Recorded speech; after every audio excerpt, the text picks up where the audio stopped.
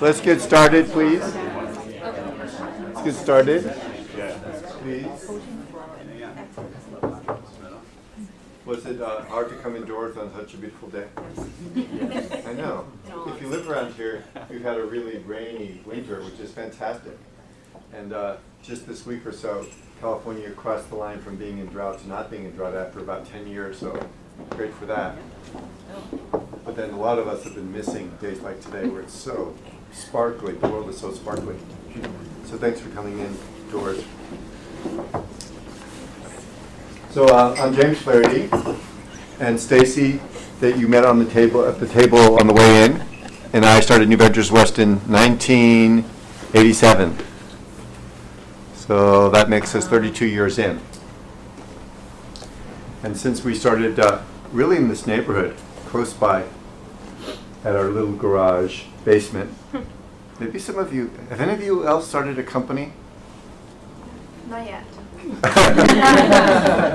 That's why I'm here by noon. I will be on the... Anyway, we started small. We were 2 desks pressed together, probably 2 of the desks that we still have. And it was one of these situations where if one of us talked on the phone, the other one couldn't talk on the phone because it was too loud. And when it rained, the water came in on the floors, so half of our palatial office wasn't available. Anyway, since then, we really are in all these places. So our work is applicable, as it turns out, in many different venues. So geographically, we're dispersed throughout the world these days, which is one way of looking at who comes to us. The other way of looking at who comes to us is people who work in gold mines and diamond mines in South Africa have taken our programs with money that they've smuggled in their pockets. No, that's not true. And executives at Salesforce, the big company here, are engaged with us. All kinds of folks who are looking at what's next for them in their life.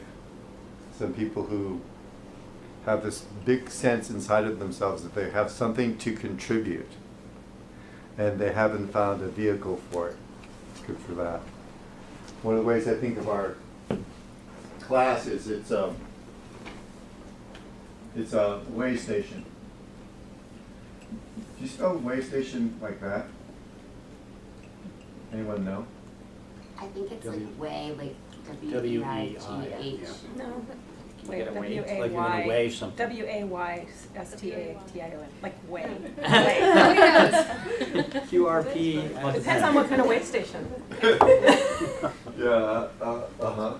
I think there's one kind of way W station. station. Anyway, these are symbolic marks on a board meant to talk about what I'm going to tell you about. So way station is, our class is a chance for people who are coming into their life to have made sense, to make sense for everything that's happened to them up till now. So lots of times we think of our life as a series of fortunate or unfortunate events, depending, or I don't know how I got here, I didn't really have a plan, I just got offered this job, I got offered that job, I got offered that job, and then here I am, or you know, I fell in love with someone and I ended up in San Francisco, or I broke up with someone and now I'm in Seattle. So for a lot of us, what it all adds up to is mysterious or odd. So one of the things that happens in the year-long program is it makes sense going backwards. I made the arrow the other way. I should probably make the arrow go the other way. Makes sense going backwards. And then there's a new trajectory for people's lives. There's a different sense of focus and purpose. Our school isn't so much about learn coaching content from us and then deliver coaching content from us. It's more that each person who comes to the class discovers themselves to be a vehicle. They can bring their individual brilliance to the world. Now I know some of you might think, yes, I am brilliant, thank goodness someone's finally noticed. Then there's the rest of us saying, brilliant? No, not me. I was missing the day when the brilliance was given out, but I'm hardworking, or I'm devoted, or I'm good-hearted, or I'm actually a mess with lots of good intentions. It doesn't matter what our view of ourselves is. We're brilliant anyway. Brilliance isn't up to our opinion of ourselves. It just comes with being a person. And we can discover that any time we want, just by looking at someone, which we rarely do, because our phones are so important. Why look at people when there's a screen? That's what I always say.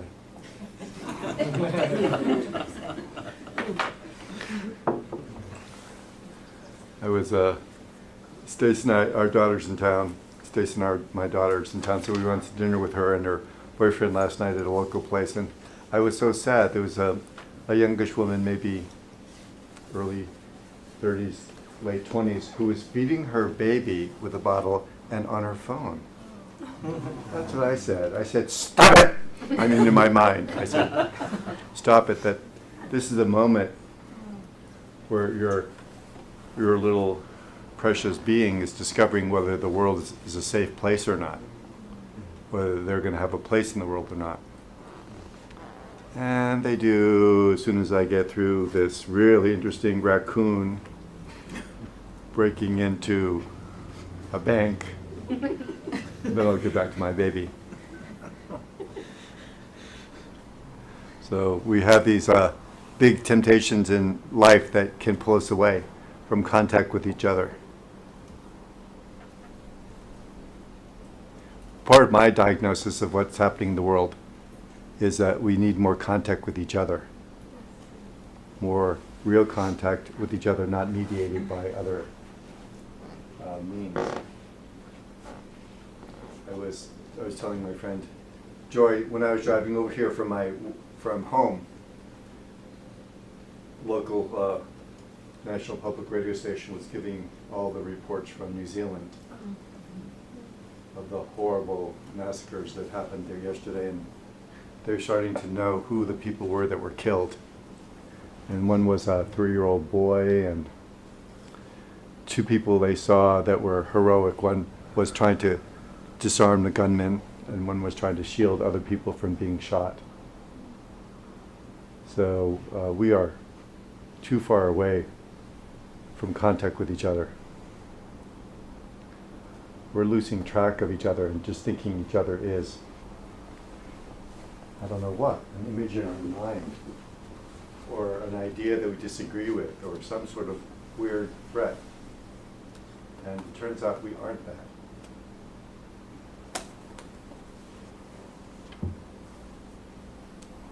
But at the moment when it's really, really important for us to be connecting to each other, we are distracted from being in touch with each other.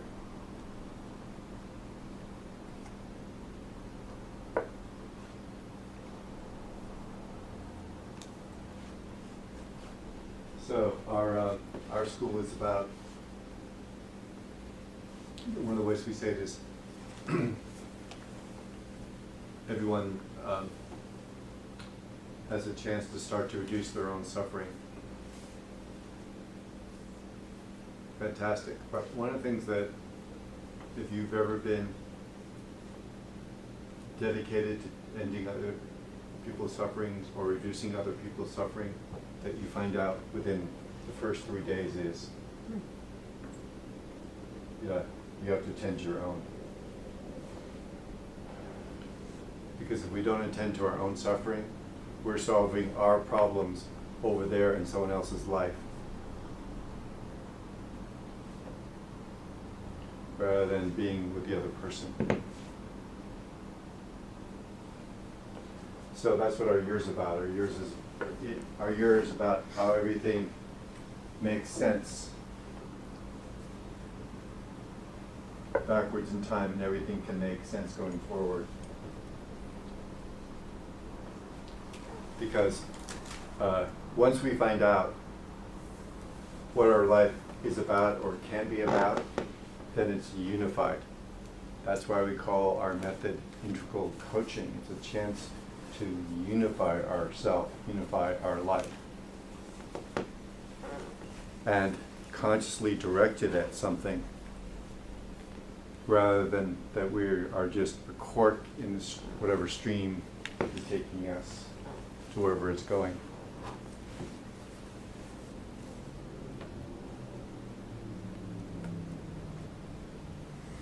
So our class is a chance where people get to know each other, but know themselves really well, really deeply. In fact, last weekend in this room we started one of the new cohorts.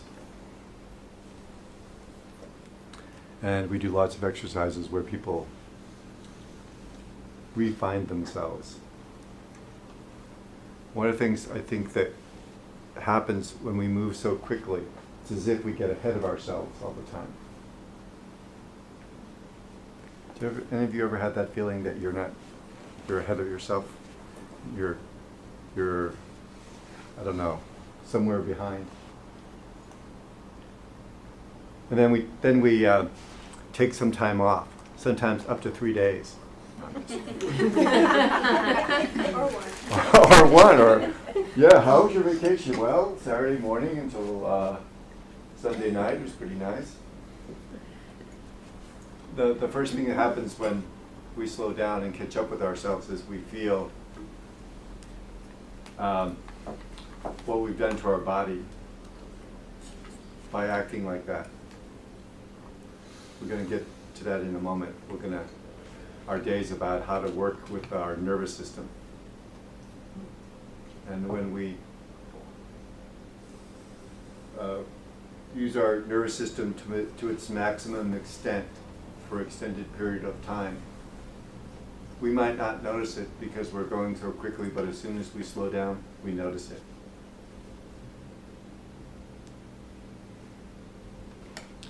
One of the things that we ask all our students in our classes to do is a sitting practice. So sitting is, surprise, surprise, sitting. It's just being here with ourselves. And for the longest time when we're first sitting with ourselves, what we're feeling is the pleasant sensations in our body and an anxious state of mind.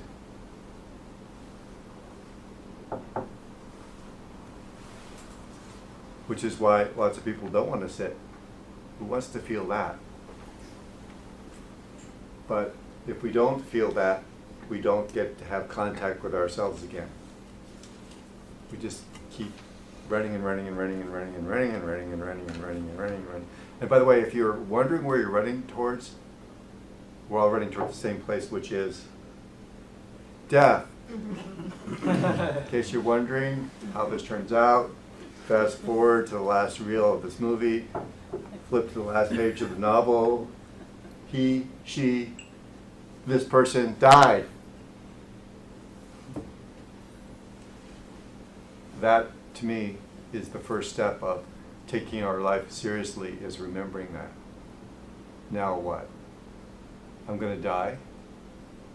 Now what? Rather than, well, it's going to happen someday, who knows when, this is so important, and this is so important, and this is so important, and this is so important, and this is so important, and this is so important.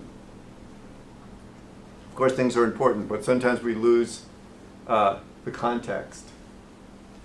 We lose the thread, and the point is,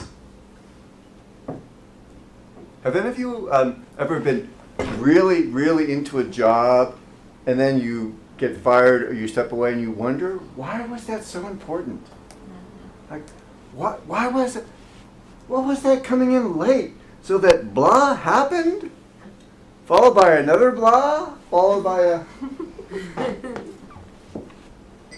I'm going to start talking about the polyvagal theory. I just want to tell you this one last brief story. This is from my friend Janet Munoz, who used to work. She was the youngest partner ever at Young and Rubicon in Mexico. Big advertising firm. And she came in her usual time, 7 in the morning, and people were already there. And she could tell something was wrong, that people were having these heated arguments in little corners of the office, people were crying, and she finally got to her desk and called someone over and said, "What happened?" And she said, "You know, the ad that we had for our biggest client, Kentucky Fried Chicken, appeared in whatever the biggest national newspaper was. And the red on the chicken's tail was the wrong color. We don't know if we can live with this." That's when she said, "I'm in the wrong profession."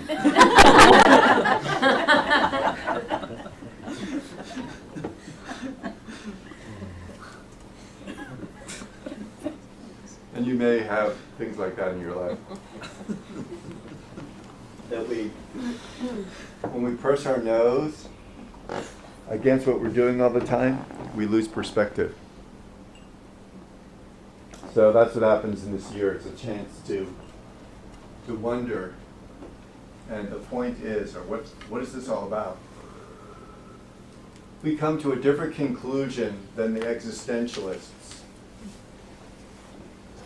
Did any of you study existentialism when you were in high school? Oh, the rest of you didn't? They're not teaching it anymore. So, Camus, Sartre? Yeah. These people are not moved at all. Anyway, no, existentialism, no, I went to a school that taught real stuff. Anyway, existentialism is the perfect thing for teenagers to take on because it's full of the angst and the, oh my God, no one understands me. So I of course, loved it when I was going through it. The existentialists say that there's no point. The point is whatever you make it up to be. Which makes sense if you were an existentialist living in Europe after World War II. And you had seen people horribly killed, and if you were in the underground like Chart was, you saw your friends that were captured and tortured. And well, it's so easy, of course, and natural and normal to be in a state where, yes, there's no point to this at all.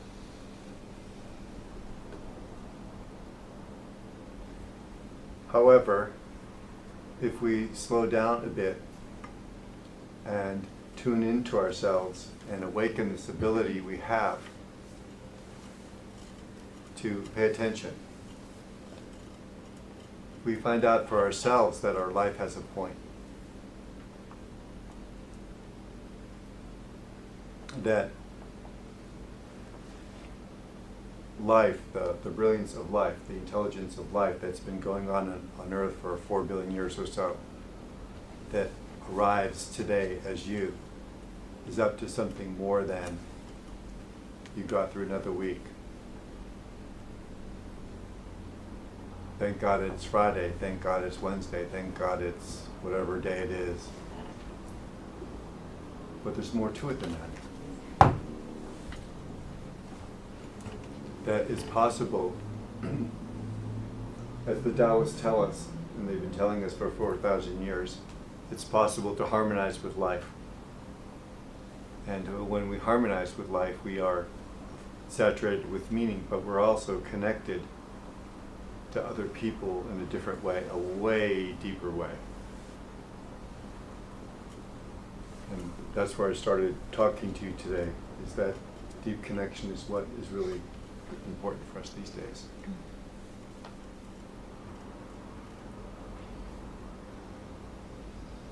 So that's what I wanted to bring you as an orientation to our method, what we're up to here, without going into all the details of it. But let me stop here. Anybody want to say anything about what I've said so far, or ask a question?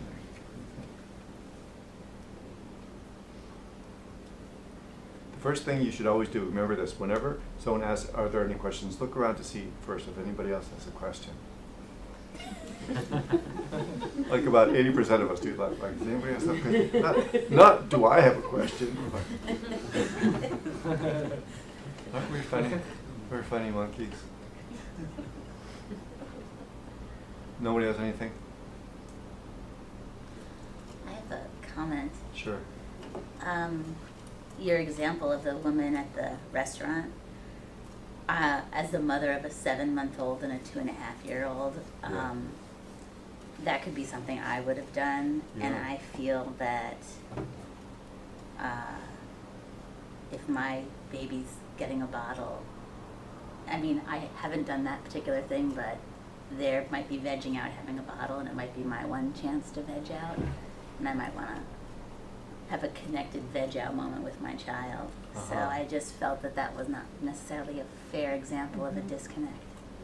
So I kind of lost a little of what you said afterwards. 'Cause I was Tell me thinking what you about mean that. by veg out. Well, I'm very busy with my children, and I give them everything I can when I'm with them. And sometimes I need to not be on, and I need to just be, I don't know, I need to space out a little bit, and just to, I guess maybe I could have my phone down and meditate, but I don't do that. So if I have a moment where I can read an article while I'm nursing, or not nursing, but giving a bottle to my daughter, I would probably take advantage of that moment, since Mhm. I'm giving her a bottle multiple other times during the day where I can kiss her, look into her eyes, and make her feel Right. something. Yeah, so thank you for bringing that up. So anytime I make a statement like that, there's going to be a million gazillion exceptions to it. Mm-hmm. So of course I didn't know you, Right, of course. or in all these other examples. What touched me was this baby was there looking up. Mm-hmm. It seemed to me wanting contact, and Sure. she wasn't. That's what. I understand. But I haven't. No, I've been a parent. I haven't, so I know that especially when you have 2 young ones, it's nonstop from forever, because they wake up in the middle of the night, and you have to. The 2-year-old, you have to make sure they don't kill themselves all day. Yeah. So thanks for bringing that up. Anyone else? Yeah. Question. So you talked about the need to focus on ending your own suffering before you can tend to the other person's suffering, and I believe that is true. The Uh-huh. challenge, I think, is that our own suffering never stops. How do you know that? Well, so far. So far. That's always what we have to always put at the end of anything we ever say, so far. Yeah, I mean, so how do you manage both of those things? I mean, So clearly first of all, life is always giving us new challenges as well as moments of happiness. yeah. So there have been undoubtedly moments in your life where you haven't been suffering. Right. So those are worth investigating. So if suffering has to do with the situations life is giving us, then you're right, we're doomed. Because sometimes they're good circumstances. It's a sunny day. And some days it's a difficult day or a painful day. So if our suffering has to do with events, if events line up and are never negative, then it can be not suffering. There's a different place where we work on eliminating suffering, which is the way we interpret it. What are you making of this so far? I don't know, I guess there's a sense of like you're never done, right? You're never done dealing with your own challenges and pain as a coach. But what I'm taking from what you shared now is that some of it's about perception, how you manage it. So suffering is all about perception.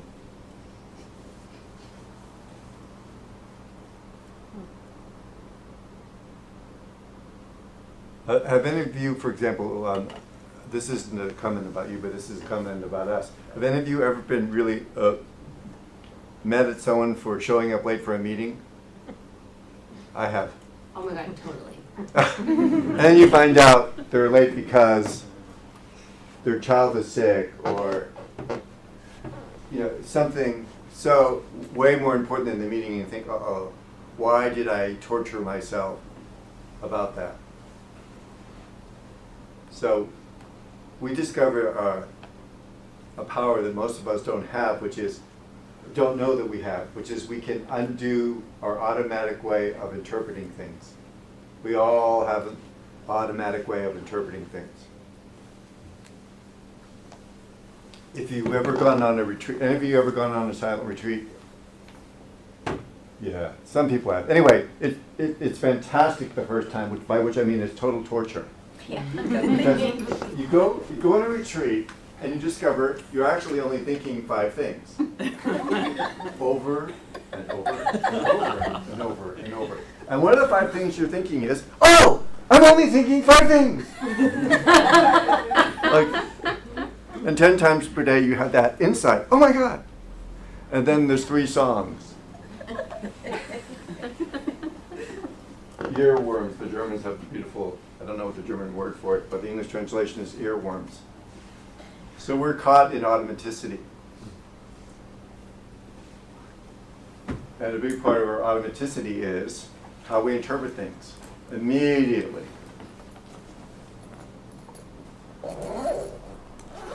And that is the source of our suffering, is how we interpret things.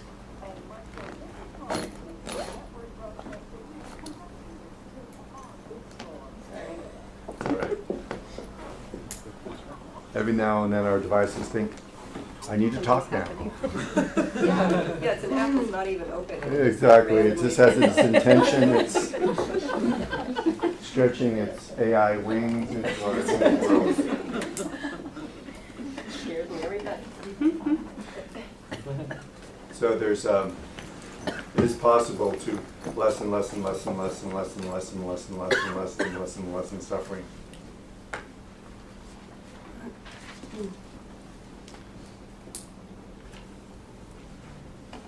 I'm just thinking if I want to say anything else about it. I think I'll just have, because I'm trying to talk about the polyvagal theory, but I may not get to it. Yes, and then we're going to do the polyvagal theory. I have 2 quick ones, I think. Uh-huh. One, so you talked about, you said earlier, if we haven't kind of handled our own stuff and we try to handle it in somebody else's, we're not really going to be able to connect with them. We're going to be over there trying to handle our stuff through them. Yes. And you've made some references around kind of what we do over the year, what you guys do over the year, is to reestablish connections with ourselves, perhaps reorient to our past so we can have a different future. Uh-huh. What's the breakdown or percentage of like cultivating new skills so that you're able to coach someone versus doing self-work and self-introspection? I think it's 38 to 62.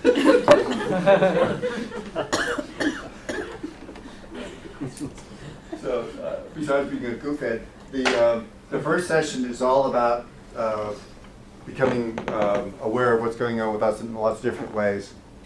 And then there's practices that happen during the whole year that keep that going. But after starting in session 2, it starts being directed outward. Because we've discovered that one of the great ways of getting over our own suffering is contributing to other people. Not fixing them, because thank God I arrived. The world doesn't need any more people riding in on white horses or any other color horses saving them. You see how well that went when Europe came to save the world, followed by America coming to save the world. It's going really good, say, in Afghanistan. And we're doing a really good job of straightening that place out. So the world does need that, but yes. And the second one's around, you said it's a year, so is there a reason why it takes that long? Is it because to acquire these skills? Because that's as long as we can get people to sign up for it. So it really takes like 10 years, but we couldn't get people to sign up for 10 years. People go like, a year? A year? So this is what it's like. People have momentum for their whole life. So the youngest person we've ever had in the class is like 23 years old. And they have a head start because they don't have so much momentum with their bullshit as those of us who are older do. We not only, our bullshit not only has momentum, we identify with it. Oh, that's me. That's how I really am. I've tried to be different, but I just can't be different. I'm just this way. I've carved my statue of me out of bullshit, and please help me worship it. It's kind of what it is to be middle-aged. You know, we have our friends who worship our bullshit with us. And the people who don't, what's wrong with them? So I know that might not be the way, that might be an offensive way to say it, but check yourself out. See if you really feel like you're doomed to be how you are. And everyone, including you, have to put up with that. I'm sorry, I wish I was more patient. I'm not. I tried counting to 10, didn't work, and now I'm going to scream at you. This is a silly example. But a lot of us have lost belief in our ability to shift ourselves. So a year. Yeah.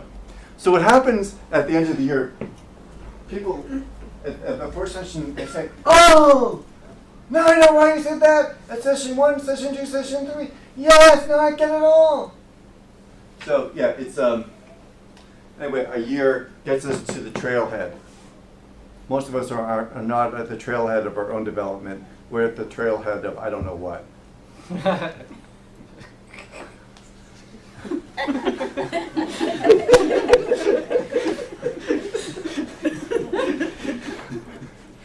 Do you want to share any of that happiness you were having at that moment? Yeah, actually, I don't know really.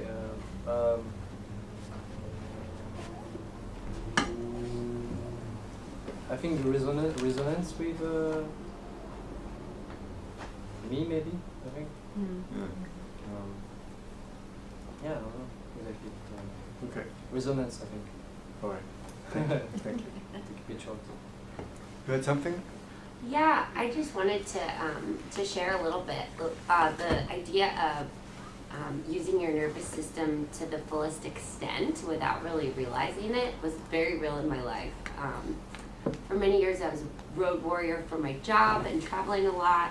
I have a music career, and I was like completely like shooting star, and people just kept saying to me like, I don't know how you can do all this stuff, and I was like, I don't know, I just can.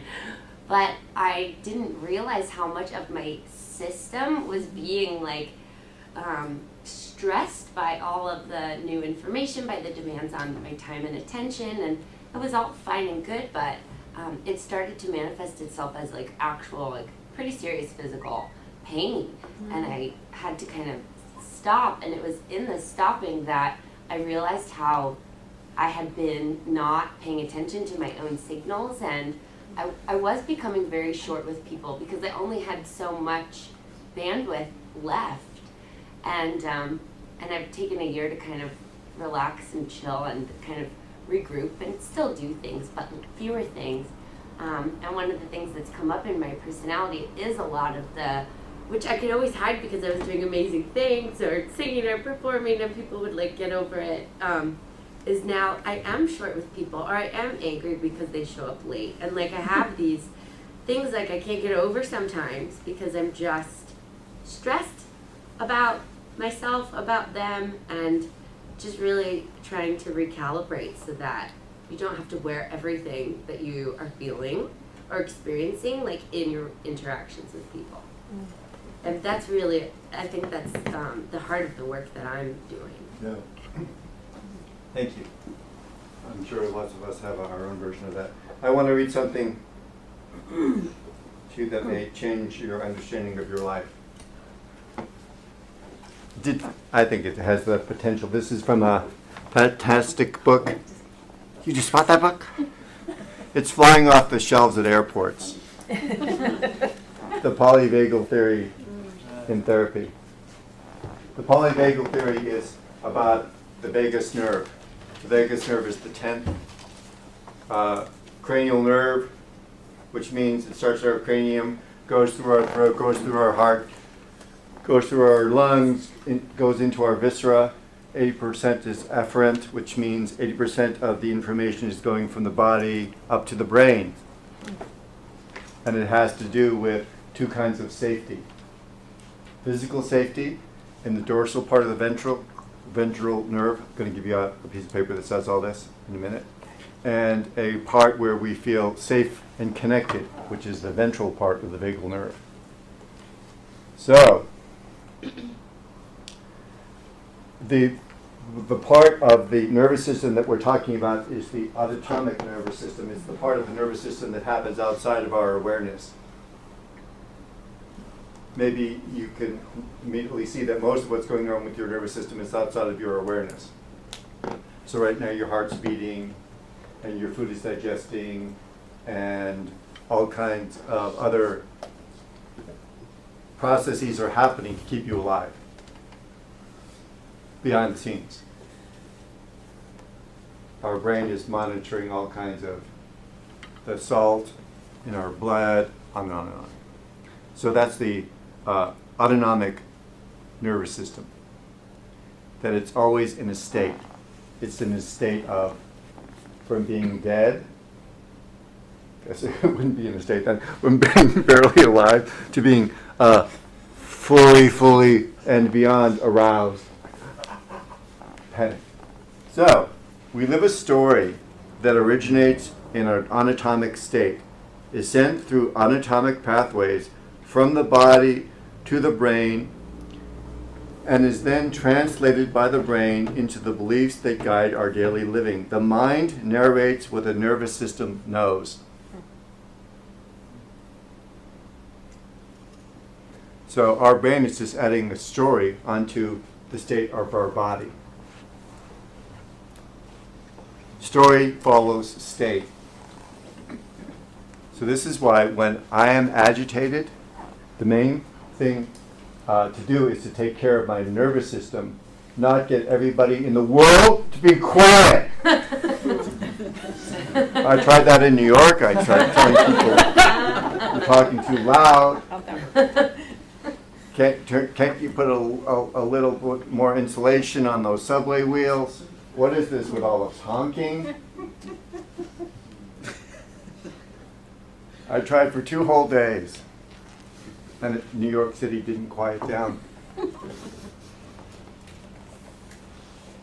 So, attending to our own system. So when we feel anxious, usually what we do is we start looking in our life for the source of anxiety. What am I worried about? Is my beloved leaving me? No, they seem to like me still. Is my dog sick? Is my job in jeopardy? Am I just worried about my meaning of the place in the universe? What is it? What happened? What happened is your autonomic nervous system got stirred up. So, I think this is fantastic news to find out that we shift our life gigantically by paying attention to the state of our nervous system. Way more than trying to change the events in our life. Because when we try to change the situation in our life from being in some state of fight or flight, it doesn't get organized.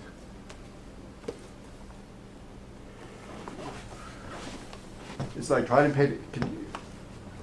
So then, have you ever painted a wall like this and you're trying to paint a straight line? Yes. And you can imagine if your nervous system is like this, it is not the moment to draw a face line. I don't know how women do this. Women who put eye makeup on, how do you do that without poking your eye out? You just have this way of gripping your body so that you're steady. Doesn't matter what you're feeling. I'm cried, but I can still hold my hands. Anyway, that's what I'm talking about. Is when our nervous system is stirred up. It's not the moment to design our life. That's why It's goofy. I'll say this. No, I won't say that. Oh, please. Say it.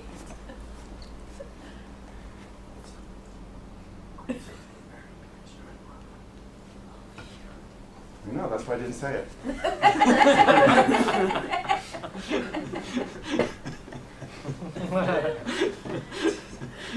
For $25, she'll tell you.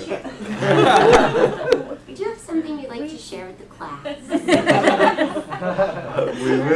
We live a story that originates in our autonomic nervous. Sorry, we live a story that originates in our autonomic state, descend through autonomic pathways from the body to the brain, and is then translated by the brain into the beliefs that guide our daily living.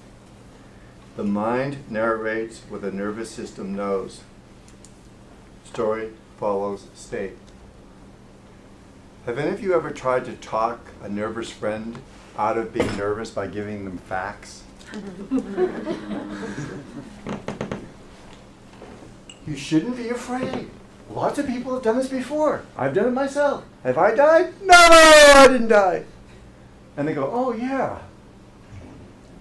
Good point. No, because their nervous system is stirred up and they're putting the story on top of it. So attending to the story, attending to the story, attending to the story, attending to the story, without attending to the body, not much will happen. Anyway, that's the proposal of this method. So here's some of the things I've been saying about the theory. Can you come and help me do this? Well, I can make Diana do it. Since I got the extra. You got the extra. All right. Yeah. Here. Anybody want to say anything while we're doing this? Isn't this why we meditate? Yes.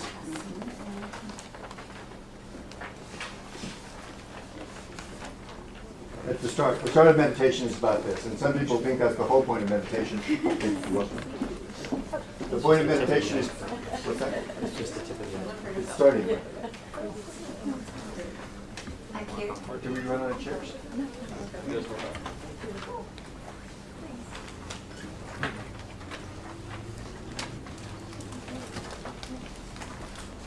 But isn't the brain basically like a computer system? No. Or like a No, it's not like a computer system. no, like I wasn't finished. Like a computer system, like a weather forecasting model that's being fed by new information, among which is the autonomous system of all the signals that it delivers, and it compares, it creates a state from which it extrapolates, it predicts, it interprets what is, it makes a consistent interpretation, and from that it goes forward. And then it gets new signals, and it adjusts and finds, oh, that was off there. No. It isn't that way, because in order for that model to work, it has to be in a neutral state, and then take in the new information and adjust from there. But once the nervous system is like this, we don't notice anything. Okay. That's why it's not like a computer. Yeah. Your computer doesn't say, sorry, I'm having a bad day.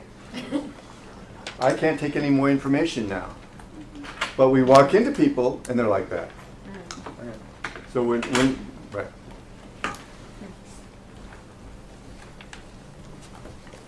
Sorry. So a lot of this I've already said, I think. So the dorsal vagus nerve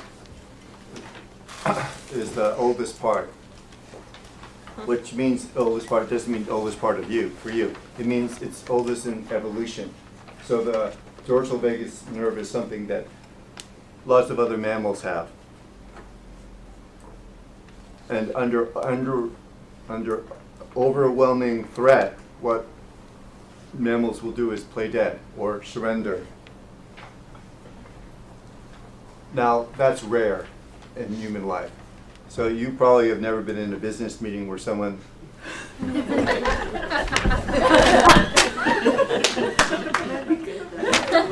It would be good, because that's how they're feeling. I actually have. We have some expressive, no holds barred kind of people here in the room that do it. But what we do instead is we totally shut down. Why am I here? Why did I think this would work? Why do I want to be around these people? Why did I think I could do this? And then I get hard to contact. Other people can't reach out to me. How you find? And all our friends and our beloveds can tell that something's desperately wrong with us, but we are shut down. That's when the dorsal vagus nerve is inactive. And some of us are there for quite a long time.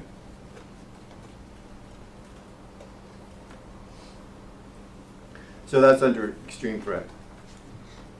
The ventral vagus nerve is the one that got evolved in human life because we always are living in small groups. So we have to be attuned to what's going on with the people around us.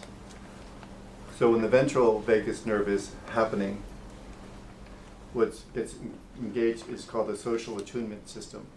It was so fascinating for me to find out about this, that when our ventral vagus nerve is operating, it retunes our ear to the human voice. Isn't that something? This is when we feel approachable, contactable, we're present, we're soft, we're curious. I know everybody in the Bay Area, you're supposed to be curious all the time. There's in the Bay Area, there's the usual 10 commandments, and then there's be grateful. You have to be grateful no matter what. My arm was cut off, but I'm grateful. I'm saving money on shirts, and it takes me less time to wash in the morning. I'm grateful. And they have to be curious. No matter what, curious. I'm curious. But if we're not in the ventral vagal state, curiosity is nonsense. We're not curious. We're desperate to find something that will help us. That's not curious. So, Jeff brought up he said, I don't know if you heard, he said that, so that's why we meditate. So we meditate so that we can work with our vagus nerve to be in this ventral vagal state. Yes, that's the beginning of human development, is being in that state. In between, so if you think of this in a diagram for a moment, so the ventral nerve is when we are connected and present, in the dorsal vagal is when we are checked out. In between is where we mostly live, is when the sympathetic nervous system is enacted. And this is the famous fight, flight, freeze. Most of us live in most of the time.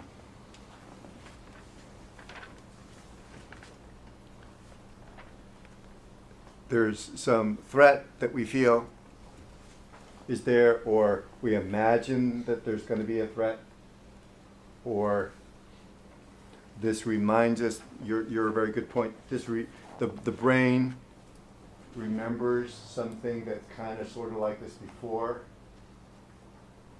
You know how it is, you go on your third date with a person and they say we have to talk, and you go, oh shit, we have to talk. And actually what they're going to say is, you know, I really want to spend more time with you, and how are we going to do it? But what do we hear? Oh, they're having the talk. They're breaking up. They're breaking up, right, because it's associated in our brain with that. So the short-term activation of our nervous system is adrenaline. Sympathetic nervous system is adrenaline, you know, that rush that we get. And longer-term activation is when cortisol, the stress hormone, comes in, and then we're stressed. So this is mostly where we live, in the sympathetic. Every now and then we fall into the dorsal vagal, and every now and then, for maybe some good reasons, we've taken some time and care and attended to our nervous system, or just something happens. Like you finally got off your vacation. So this is one of the times it happens for me. Have any of you ever flown into Paris at night? Yes. Anyway, Paris for the. I was about to make a joke about Paris for Americans, but I think even all Americans know that Paris is a foreign country. Sorry, a foreign city in a foreign country, right?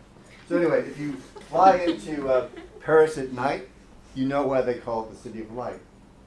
It is so beautiful and radiant, and my body just goes, oh. Or maybe you have that, you're hiking on Saturday, and the first half hour is shit, and then you notice, oh, there's birds. Oh, look at that flower. Oh, I don't remember it being so green before. Was it always this green? The world shows up. And then we go home and we find out the person that we've been living with for 10 years while we were out for a walk got 3 times more beautiful. What happened?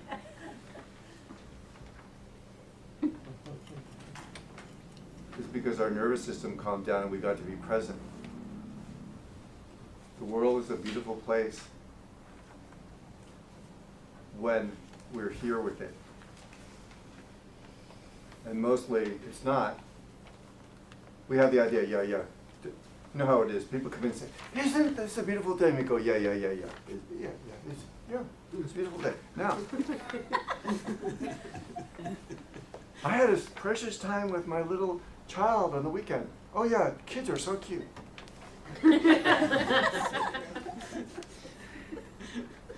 We're not alive fully. We're alive in a narrow way.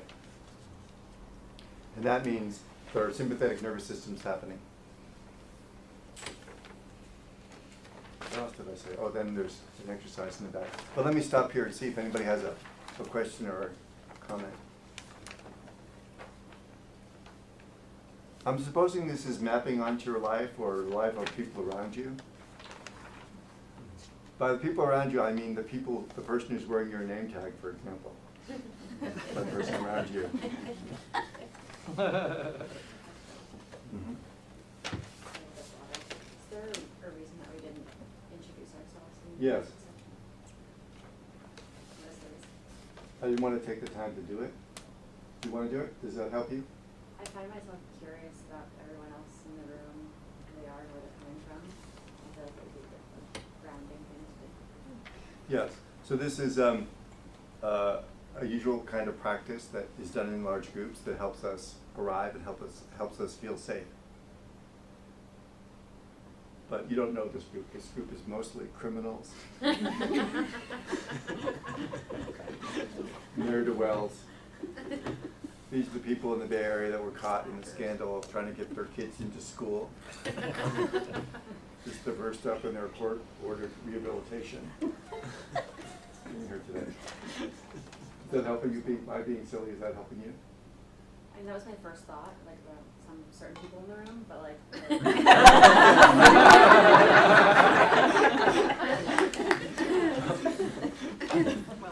One of the great things that I loved in Deb Dana's book, she was in our school. Every month we have a book study group, so we read her book last month, and then we had her on a Zoom call, so we got to meet her.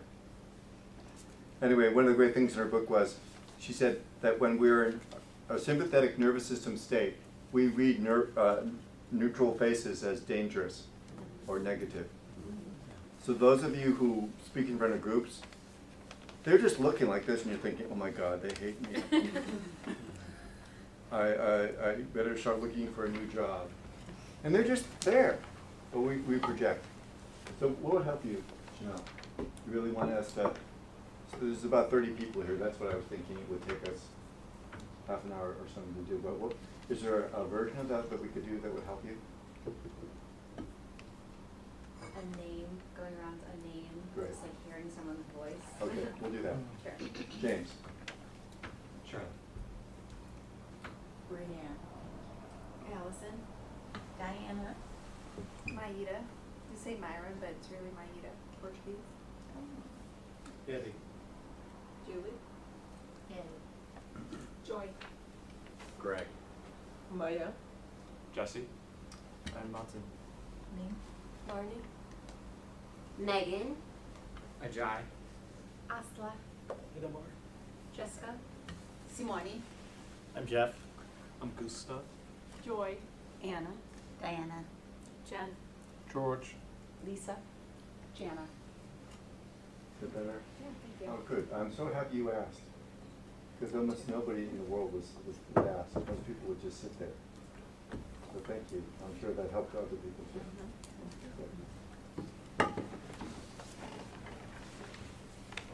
Time for another question. Sure. So I can read the book if Uh-huh. it's too long of an answer, but I'm curious, so the concept of physiological flooding, when someone gets triggered, I'm assuming is kind of this sympathetic nervous system It is. trigger. How does the dorsal vagal getting dim and distorted and numbing and not being able to be contacted, how is that different? Or how what would be like So a it- everyday way I could understand that? So flooding can be all different sorts of degrees. Yeah. So if it's so intense that the dorsal vagal nerve is activated, then that means they are at more of a remove from the situation. They're harder to contact. Even if you've ever been in such a state, our perceptual system starts to be different. The world seems farther away, things sound different to us, all of that. Yeah, there's a way that, well, some of the things that we've learned about the nervous system and the various chemicals, brain chemicals and other chemicals that get released can intersect with this that isn't on here. So Yeah. that, when I first heard you talk about the dorsal vagus, it struck me as that's often where someone who's deeply depressed is they're sort of living in that space, at least the ones that I've come Yep. in contact with. Yes, that's right. Interesting. Yeah.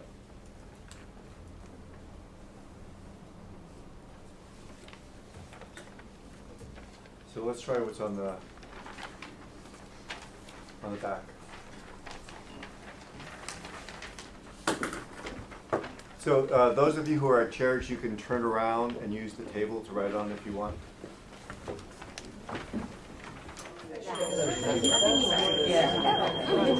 Can you say goodbye to the group in whatever way you want to come back to where you started, please?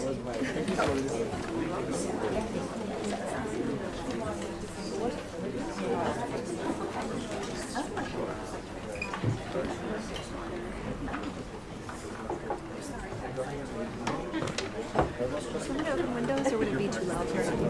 I opened one window back there. You just let me know if you want me to. I know, I'm with you, with a little stuffy. I will.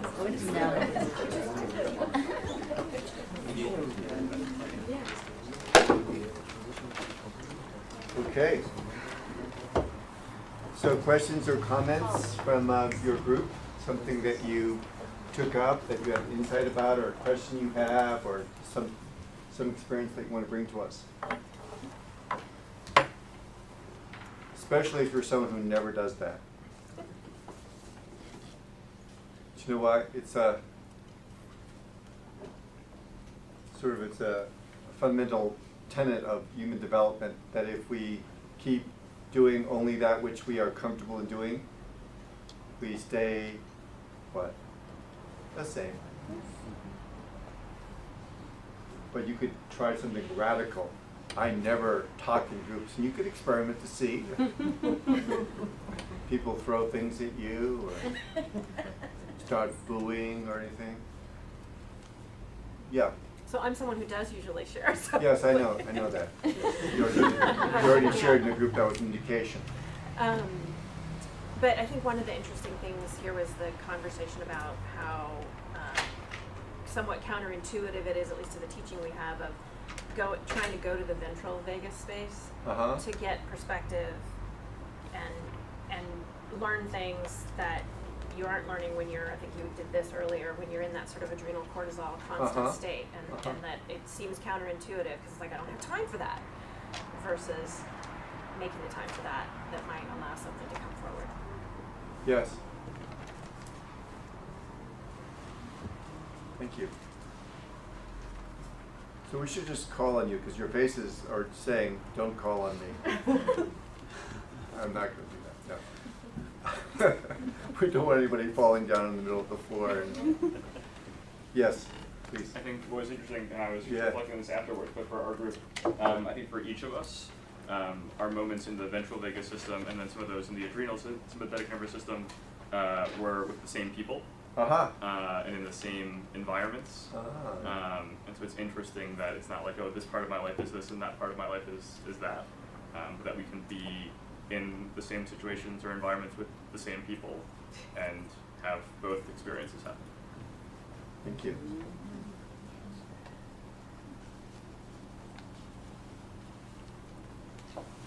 Did you I something? have a question. Yeah. Just want to understand, sort of, I'm drawing a map in my mind. So is it that, background, I've thought of nervous system activation as one screen that we can go back and forth. But here I'm getting 3 screens.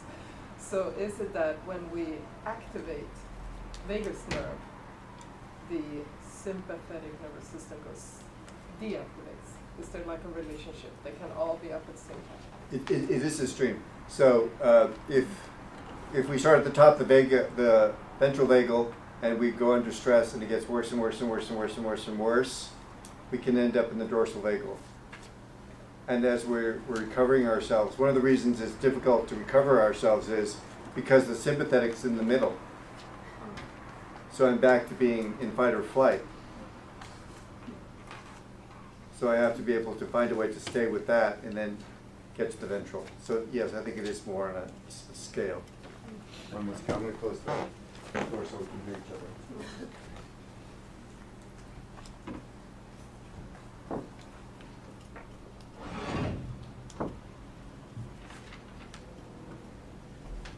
So are you getting this? Is this confusing for you? What's it like to jump in and start studying this theory?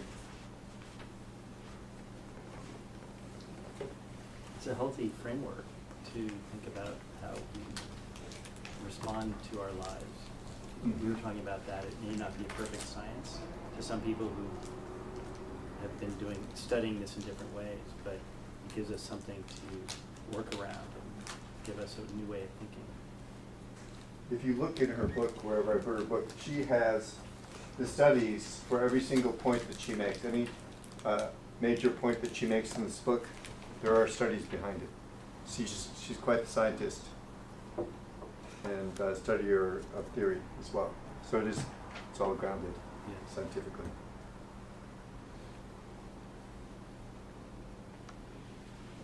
I compared it in my group to, I forgot the author's name, but there's an article about the abundant mindset versus like scarcity that I always found helpful, but very like binary in that, yeah, I would love to be an abundant mindset all the time, but for a lot of reasons you find yourself in that scarce place, whether that be circumstantial or depression or lots of other things. And this, I liked this framework because it adds not only some complexity, but brings me back to my body too, not just the, well, if I can just get my brain into abundant mindset. Right. Which is, I think, more effective. Yes. So when our brain is getting the message that our body is in danger, danger, danger, danger, danger, trying to put on this coding called abundance doesn't feel true. We feel like we're faking. And then we feel bad that we can't do it because other people are apparently doing it. Yeah. So the point of this, a big part of the point of this is to give us a place to work that is direct. You check this out, you find out through experience that your body is always where you are. You don't have to look around, where did I put my body today? What does that mean? It means that your body is always there for you to work with. to shift your state and consequently shift your story. And when the story shifts, then we have a new range of possibilities that we didn't have before. That's the point of what you're referencing as an abundant mindset, is there's more possibilities for action and relationship and meaning in it. That's the point. That when we are in this narrow band of being frightened, our limitations are in behavior, in how open we are to other people, what we find meaningful, and what we sense is possible for us is all framed in by that. And it's not amenable to argument. I've been saying this several times this morning, telling me you shouldn't feel that way. Oh, okay. Got it. I'll start feeling something immediately different without heading to our body. So a lot of what we do in these states is we cope. So pretty much at least traditionally, the coping in the part of the world is wine. Everyone, I don't drink much, I just drink a couple glasses of wine a day. That's kind of what everyone says as coping with this nervous system. I think marijuana is taking over slowly. Some of us go for, we give ourselves dopamine injections. So dopamine is a brain chemical. We give ourselves dopamine injections by getting things done. Some people have a to-do list and they add things to their to-do list that they did so they can get the dopamine rush. Searching, cross it off, that great feeling of crossing it off. Or we play video games. And video games are designed by brilliant psychologists to get you addicted to the dopamine rush.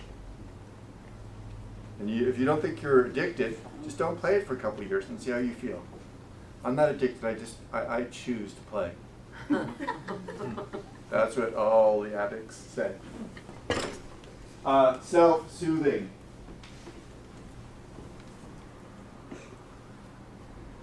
We have all kinds of self-soothing stuff that we do that we don't even know that we do. Like, see, I'm always playing with my hair, for example. It's very soothing for me. Kind of freaks other people out. Or we have all kinds of things we do with our hands. We have a president who sits like this all the time. And this is one of his methods of self-soothing. People have this, they do. You are in meetings with people every day who are... Oh my God. I never know where that foot is going, but it's... My colleague will kick the table to the point where sometimes I'm like, is that an earthquake? No, it's just kicking the table. So we have self-soothing that we do. Netflix is especially good for this. Okay, 40 episodes. I'm ready for it. They call it binging. I call it taking care of myself. Self-care. Exactly, self-care. I have a self-care question, which is about parking meters. Just understanding when a break would be, so we don't have to miss the brilliance or get a ticket. I don't know when the break will be. We have to go do it. You have to go do it. Okay. How about one of you does it? What's her name? Lisa. So now that she's gone. Get the app. How do make people feel safe?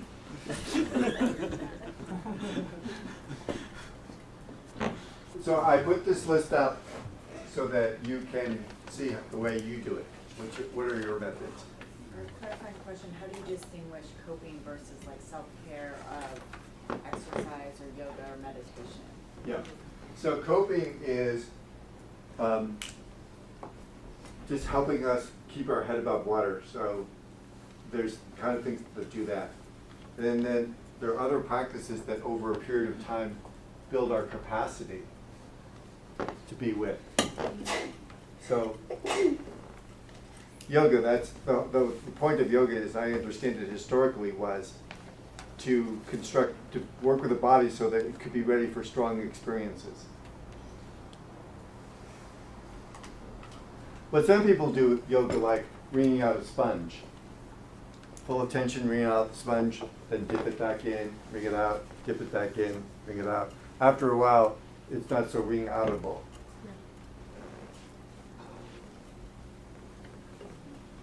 Stops working. So that it's important to not just hope, but move towards thriving.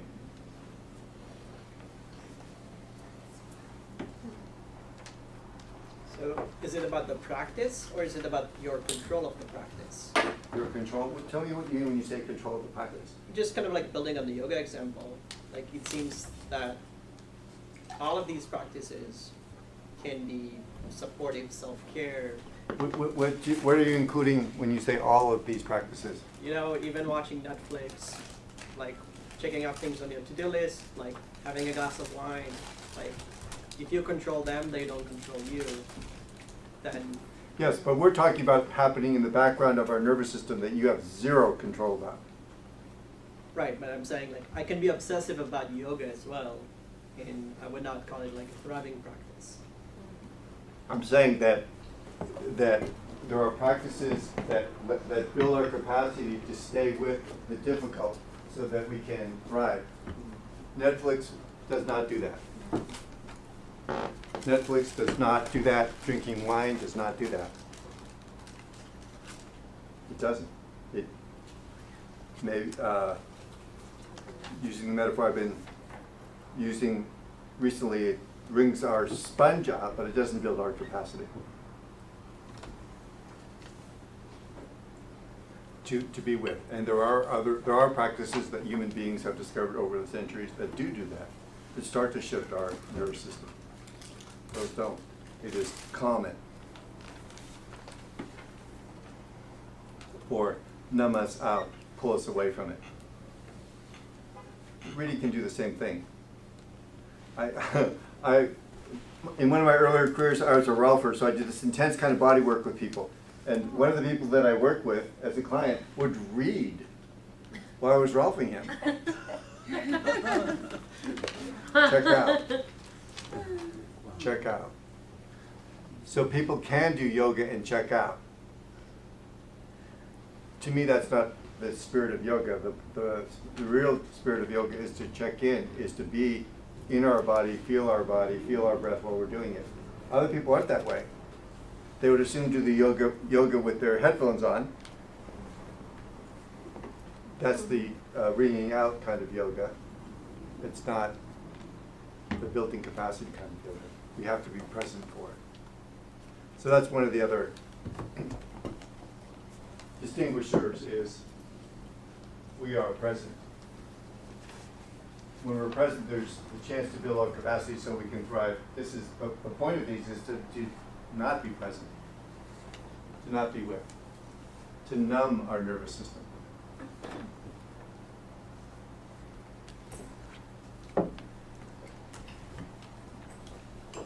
So, I have another exercise for y'all to do. So who could help this time? How about you? She was just looking for something to do.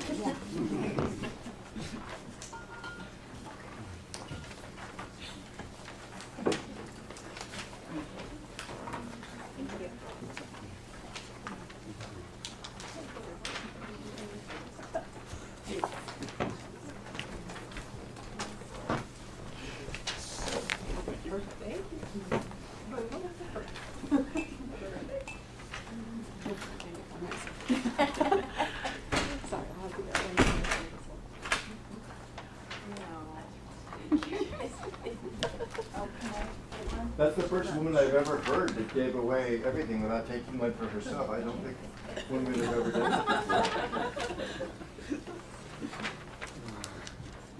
sometimes with groups it's impossible to get things out because you give it to a person, they give it to the next person. You can't ever give it to them. So here you could just receive it for yourself and let us take care of the people who aren't here. Take a little rest from taking care of the world. Okay. So this is the Goldilocks practice. Not too much, not too little, just right. This is beautiful Swahili proverb. There are three things which if one does not know, one cannot live long in the world. What is too much for one? What is too little for one? And what is just right for one? So here's a list. Here's a place for you to list what's going on in your life that's too much for you, that's too little for you, it's just right for you. And you can be totally honest about this. So if you are actually here with your boyfriend or your girlfriend today and they're too much for you, just write their name in code.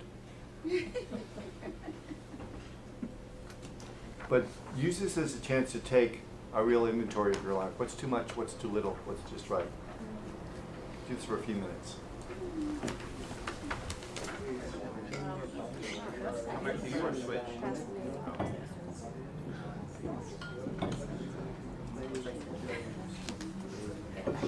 I think we had too little time for that exercise. Good indeed. Too little. Really great.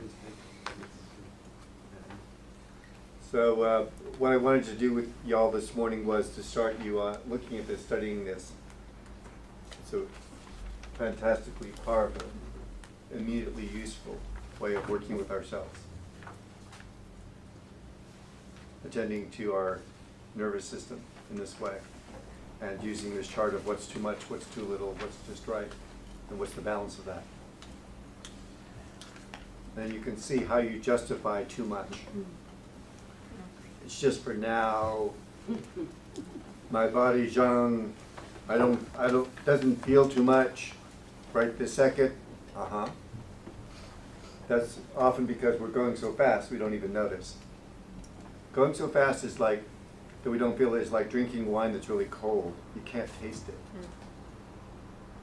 A lot of us are living so quickly that we don't feel our body. It's numb.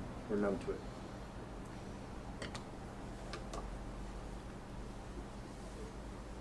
And you can see the embedded value that I have that you might not have, which is, it seems to me that the point of life is for us to be fully alive and contributory in the way that we can contribute, not making ourselves into an arrow that can cut through life. And I don't know what go where. You're going to end up in the same bone pile as the rest of us.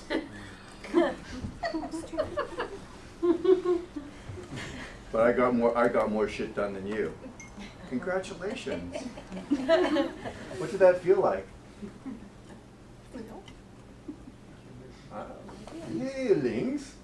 I had a feeling once, but got in my way. So I got on with my life. Also, even if you think it doesn't matter, it's your life, you can do whatever the hell you want with it, notice the effect you're having on other people. And noticing what happens when hundreds of millions, billions of us live that way. If you haven't noticed, the earth is melting and flooding and burning all at once. Because we're living like that. Oblivious. I have this important shit to do. Really? Anyway, maybe as you return to your ventral vagal state more often, you'll have a different view of what's important. In fight or flight, we have very little ability to discern what's important or not. Everything's urgent, everything's now, everything has to happen already. So I'm always too late. That's the state that we're in. And by the way, lots of us insist on being, at least in the sympathetic nervous system, by using this word that is the universal curse, which is, this is boring. that mostly means I'm not in a sympathetic nervous system when I'm around you.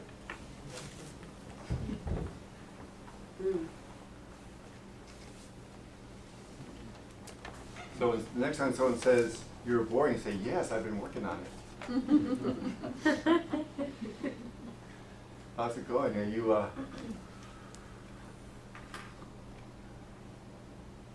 maybe some of us have children in the room, and you know, this is the thing they tell us that we're supposed to solve. It's worse than I fell down, then I'm bleeding. You know, any parent's going to run for that and help the child. I'm bored. Oh my God. You're bored. Anyway, see if you can start to tolerate boredom and see what happens. See what possibilities open up. In the middle, in the sympathetic nervous system, the possibilities are burning. That's it.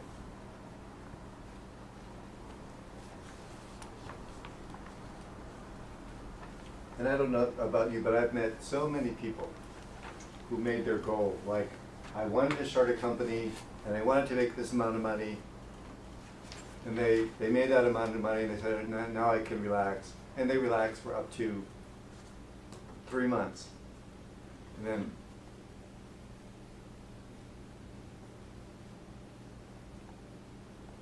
so yes, it's their life, and it affects everyone else around them, and it affects the planet. There's no such thing as something that doesn't affect everyone. But we've probably all noticed that. All right. We have our purple sheets somewhere around where you are, so you can fill out it and let us know if you're interested in any of these things. And Jess and Joy and Stace and I are around to answer any questions.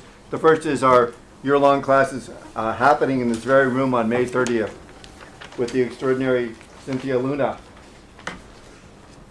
Cynthia Luna is coach extraordinaire, has a flourishing coaching consulting business, and does incredible work, especially with not-for-profits. If you're not doing anything on March 21 and 22, in this very room, I'm leading a class called The Integral Path. The Integral Path is for people who are interested in this method of working integrally and not necessarily aiming at being a coach. So it's applicable to all different parts of life. And if you want to come to it, there's an offer that we have that's 2 for 1. I guess we're getting desperate for enrollment. I mean, we're just generous. We're just generous, thank you. Yes. Anyway, there's still some room in the class. When I last looked, there was 14 or 15 people, and we have a maximum of 20. So if you want to be in that, anyway, there's information about it in the conference room where the coffee was.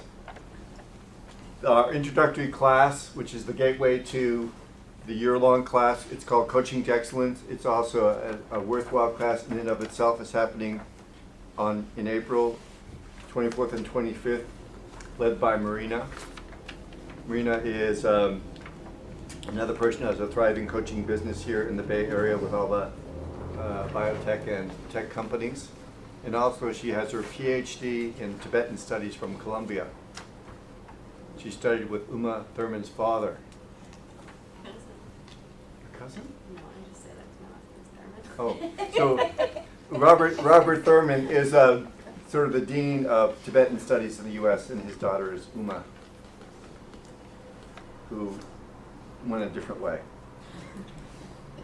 If you see Kill Bill. Anyway, she is really deeply experienced, and she's incredibly able to articulate this method, and she's able to get into whatever level of complexity and depth that you'd like.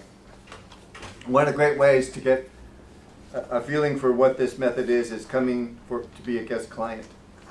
So a guest client is someone who comes to a class on Saturday, May 4th, into this room, and you get matched up with somebody who's almost done with the year-long class. And you have about 6 hours with them. And they will talk to you, get to know you, and design a coaching conversation for you, and have that with you. It's an incredible chance to have someone that is going to pay total attention to you, and you don't have to pay them money for it, or you don't even have to pretend to like them. Nothing. And you also get a feeling for, what, like I said, of what this is, the power of what this can be when applied to your situation. So if you're interested in being a guest client, there's a chance to sign up in the conference room. Again, that's the room on the left as you go out from this room. And you can let us know about any of this on your purple sheet. You can also receive our newsletter. Once per quarter, we send out a newsletter that has articles about coaching, books to read, practices that you can take up if that's of interest to you. We don't do anything with your name. We don't sell it or give it to anyone else. We just hold on to it within our own system. So we're going to take a break until 10 after. And then I'm going to do a coaching demonstration. So several of you volunteered to be coached, so we're going to pick someone and we'll do a coaching session that'll take about half hour. So you can see for yourself how this goes. James, Adam is looking for someone to be a guest client at his session 2 in 2 weekends, and asked me to make that announcement here. Could you tell people a little bit about what that entails? Being a guest Client at session 2 when they work directly with the leader. Got it. So, so Adam is one of our PCC course leaders. What happens at session 2 of the class is someone comes in after lunch, so around 3:30, something like that, and on 2 days in a row. One day, Thursday, the coach will work with you and ask you a whole lot of questions, and then you'll come back the next day and receive a coaching session from them. And these are our best people that we have doing that, people who are good enough to be leaders of the class. Many people, I've done this with, I don't know what, dozens of people over the years, and a lot happens for them in that 2-part coaching. So if you're somebody who has that kind of flexibility in your schedule that you can come to that, talk directly to Jess and she can give you all the details about it. When? I believe it's not next week. She'll tell you. She'll tell you. I'll let you know. Right. All right. So let's stop doing this part so we can do the other part, and we'll come back at 10 after, and we'll be around if you have questions. We'll be in the conference room.